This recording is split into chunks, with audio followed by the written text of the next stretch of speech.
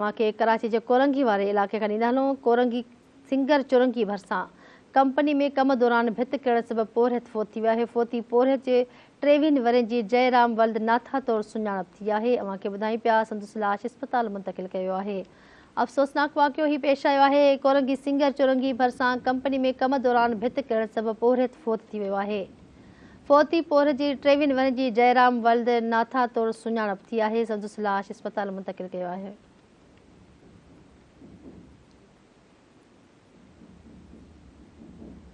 खबर अवां खे ॾियूं पिया नाज़िन कोरंगी मां अवां खे ॿुधाई पिया सिंगर चुरंगी भरसां कंपनी में कम दौरान पोरहत फोत थी वियो आहे। इन ई हवाले सां धरती टीवी न्यूज़ जो रिपोर्टर ज़हीर शेख लाइन ते मौजूदु आहे। ज़हीर शेख, कहिड़ा तफ़सील आहिनि? वाक़ियो पेश आयो आहे?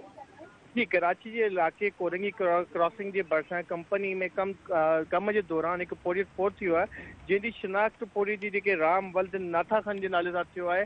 जेको फैक्ट्री कामन जो चवण है त इहो इत्तिफ़ाक़ी आहे कि भित किरी जंहिंजे नतीजे में इहो फोत थी पियो आहे। उनखे जेको पोरियत आहे उनजी हिकु लाश आहे उहो अस्पताल खणी विया आहिनि। बाक़ी वधीक जांच बाक़ी आहे। जी ठीकु आहे ज़हीर, वॾी महिरबानी, अवां तफ़सील ॾिना।